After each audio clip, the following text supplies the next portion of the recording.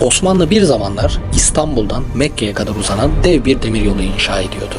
Bu hat sadece ulaşım projesi değil, imparatorluğun en büyük hamlelerinden biriydi. Binlerce işçi, çölün kavurucu sıcağı, yıllarca süren emek ve neredeyse tamamlanmıştı. Ama proje bir anda hedef haline geldi ve tamamlanmasına çok az kala yok edildi. Ve şimdi aradan 125 yıl geçti. Türkiye, sultanın yarım kalan bu hayalini tamamlamak için ilk adımı attı. O zaman hikayeye geçelim. Eğer hala abone olmadıysan abone olmayı ve videoyu beğenmeyi unutma. Fikirlerin bizim için çok önemli. Yorumlarda mutlaka belirt. Bölüm 1. Sultanın Rüyası. 1900 yılı İstanbul. Osmanlı İmparatorluğu dünyanın en büyük İslam devleti. Sultan II. Abdülhamit hem padişah hem halife. Yani tüm Müslümanların sembolik lideri. Ama bu ünvanın ağır bir sorumluluğu var. Her yıl milyarlarca Müslüman Mekke'ye gitmeye çalışıyor. Ama bu yolculuk tam anlamıyla bir ölüm kalım meselesi. Şam'dan Medine'ye gitmek bile 40 gün sürüyor. Çölde, kavurucu sıcakta, susuzlukla, bedevi saldırılarıyla, hastalıkla. Her yıl binlerce hacı adayı yolda hayatını kaybediyor. Mekke'ye varamadan ölüyor. Sultan Abdülhamit işte bunu değiştirmek istiyor. Ve 1900'de tarihi bir karar alıyor. İstanbul'dan Mekke'ye gidecek bir demiryolu inşa edilecek. Ama bu proje sıradan bir devlet projesi olmayacak. Bütün İslam dünyası bu projeye ortak olacak. Hindistan'dan bağış geliyor. Güney Afrika'dan, Fas'tan, Endonezya'dan, Rusya'daki Tatarlardan, hatta Amerika'daki Müslümanlardan geliyor. Sultan bizzat 50.000 lira bağışlıyor. Memurlar maaşlarını bağışlıyor. Köylüler ellerinden geleni veriyor. Bu artık bir devlet projesi değil. Bu tüm İslam dünyasının ortak hayali. Ve inşaat başlıyor. Arabistan çölü, 50 dereceye aşan sıcaklık. GPS yok. Modern makina yok. Binlerce işçi, Türk mühendisler, Alman teknik uzmanlar, bölge halkı hepsi omuz omuza çalışıyor. Takvimler 1 Eylül'ü gösterdiğinde, yani Sultan Abdülhamit'in tahta çıkışının yıl dönümünde projenin yeni bir safhası devreye alınıyordu. İslam coğrafyasının dört bir yanında bayram havası estiren bu haberler imparatorluğun hala ayakta olduğunun en büyük kanıtıydı. Ve sultanın dikkat ettiği çarpıcı bir detay var.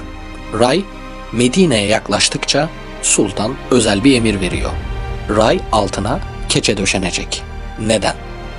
Çünkü gürültünün Hazreti Peygamber'in huzurunu bozmasını istemiyor. Bu ayrıntı projenin ne kadar derin bir ruhla yürütüldüğünü anlatıyor. İnşaat boyunca 2666 köprü, 9 tünel, 96 istasyon inşa ediliyor. Rayların yanında telegraf hatları çekiliyor. Her istasyonun yanına karakol kuruluyor. Çünkü tehlike her an kapıda. Ve 1908'de 8 yıllık yorucu çalışmanın ardından tren nihayet Medine'ye ulaşıyor. Hayalin neredeyse yarısı gerçek oluyor. Ama asıl hedef Mekke. Ve Mekke'ye giden son 450 kilometre hala boş. Bedevi saldırıları, para sıkıntısı, İngilizlerin bölgedeki politikaları bu son bölümün tamamlanmasını engelledi. Ve sultan içinde derin bir hüzünle bekledi. Ama bekleyecek zamanda kalmadı. Birinci Dünya Savaşı başladı. Ve İngilizler farklı bir strateji kullanmaya karar verdiler. Osmanlı'yı cepheden değil, içeriden yıkacaklar. Ve bu iş için özel bir isim seçtiler. Lawrence. İngiliz istihbarat subayı. Arabistan'ı bilen, Arapçayı konuşan. Bölgeyi avucunun içi gibi tanıyan biri. Ama asıl onu tehlikeli yapan şey sadece bir asker olması değil. O kimliğini değiştirebiliyordu. Öyle ki kendisi bile bir yerde şunu itiraf ediyordu. O kadar iyi Müslüman taklidi yaptım ki geceleri tek başımayken bile namaza kalkıyordum. Ve bu kişi tarihe Arabistanlı Lawrence olarak geçecekti. Lawrence'ın görevi basit ama yıkıcı. Arap kabilelerini Osmanlı'ya karşı isyana kışkırtmak. Ve bu isyanın birincil hedefi bu demiryoluydu. Çünkü İngilizler bir şeyi çok iyi biliyor. Bu demiryolu yıkılırsa Osmanlı'nın Arabistan'daki gücü çöker. Şerif Hüseyin İngilizlerle gizlice anlaşıyor ve isyan başlıyor. Lawrence isyancılara dinamit kullanmayı öğretiyor. Gecenin karanlığında rayların altına dinamitler yerleştiriliyor. Patlama, duman ve yıllarca süren emek birkaç saniyede enkaza dönüyor. köprüler havaya uçuruluyor, istasyonlar ateşe veriliyor, lokomotifler devre dışı bırakılıyor. Müslüman hacıların umudu olan o raylar parça parça sökülüp çöle saçılıyor. 1919'da Medine düşüyor ve Hicaz Demiryolu üzerindeki Osmanlı hakimiyeti sona eriyor ve sultanın hayali enkaza dönüyor. O 450 kilometre hiç tamamlanmadı ve İstanbul'dan Mekke'ye giden o tren hiç işlemedi. Osmanlı çöktü, topraklar parçalandı. Hicaz Demiryolu da bu parçaların kurbanı oldu. Bir kısmı Fransızlara, bir kısmı İngilizlere kaldı. Suudi Arabistan sınırları içindeki bölüm tamamen terk edildi. Ürdün'ün güneyindeki bugün hala o dönemden kalma lokomotifler paslanıyor. Terk edilmiş istasyonlar çölde yavaş yavaş kuma gömülüyor. Zaman orada donmuş gibi. 1948'de yeniden canlandırmak için girişimler oldu. Ama o yıl İsrail kuruldu. Savaş başladı, proje rafa kalktı. Yeni savaş, yeni erteleme ve demiryolu uyumaya devam etti. Onlarca yıl boyunca, ta ki yakın zamana kadar. Türkiye Ulaştırma Bakanı kritik bir hamleyi dünyaya duyurdu. Tarihi Hicaz Demiryolu'nun İstanbul-Şam etabı yeniden canlanıyor. Ve şimdi Amman'da. Sultan Abdülhamit'in o tarihi fermanından 125 yılı aşkın bir süre sonra yarım kalan hayali tamamlayacak imzalar atıldı. Türkiye, Suriye ve Ürdün bir araya geldi ve Hicaz Demiryolu'nun yeniden inşası için protokol imzaladı. Bakan Uraloğlu şunları söyledi: "Keşke bunları bir 10 yıl, 20 yıl önce yapsaydık. Ama bugün Cumhurbaşkanımızın ve 3 ülkenin devlet başkanları bir irade ortaya koydu.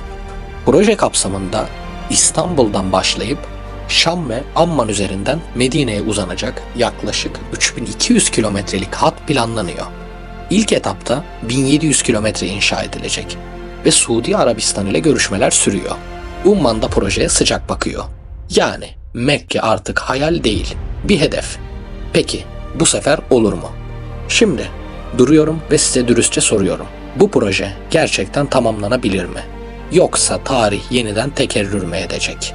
Çünkü zorluklar gerçek. Suriye'de henüz tam istikrar sağlanmadı. Bazı bölgelerde raylar çoktan sökülerek hurda olarak satılmış. Finansman meselesi hala netleşmedi. Ve 100 yıl önce bu hattı dinamitleyen güçlerin torunları hala bölgede. Yeni bir Lawrence çıkar mı? Bu soruyu kimse bilmiyor. Ama şunu biliyoruz: bu sefer tablo farklı. 100 yıl önce Osmanlı çökmekte olan, ekonomik olarak bitik, siyasi olarak kuşatılmış bir imparatorluktu. Bugün Türkiye, NATO'nun ikinci büyük ordusu, bölgenin en güçlü diplomatik aktörü, bölge ülkeleriyle bu projeyi birlikte hayata geçiriyor. Ve proje tamamlanırsa Konya'dan, Gaziantep'ten, İstanbul'dan trene binen bir Müslüman hiç aktarma yapmadan doğrudan Mekke'ye gidecek. Sultan Abdülhamit'in ray altına keçe döşettiği o kutsal yolculuk nihayet gerçekleşecek. 125 yıl önce dinamitlenen o rüya bu sefer raylar üzerinde hayat bulacak. Ve sonuç: 1900'de Sultan Abdülhamit çölde ray döşetti. Ve o rayların altına keçe döşetti. Gürültü olmasın diye. O tren hiç Mekke'ye ulaşmadı. Ama şimdi 125 yıl sonra o raylar yeniden döşeniyor. Eğer bu proje tamamlanırsa, eğer yeni bir Lawrence çıkmazsa, eğer tarih bu sefer farklı yazılırsa, İstanbul'dan kalkan bir tren kesintisiz, aktarmasız doğrudan Mekke'ye gidecek. Ve sultanın rüyası 125 yıl sonra nihayet gerçeğe dönüşecek. Peki siz ne düşünüyorsunuz? Bu sefer tamamlanabilecek mi? Yorumlarda yazın. Bu içeriği değerli bulduysan abone ol. Bu kanal tarihin saklanan yüzünü ve bugünü şekillendiren güç oyunlarını anlatıyor. Ve bu hikaye henüz bitmedi. Sıradaki videoda görüşmek üzere.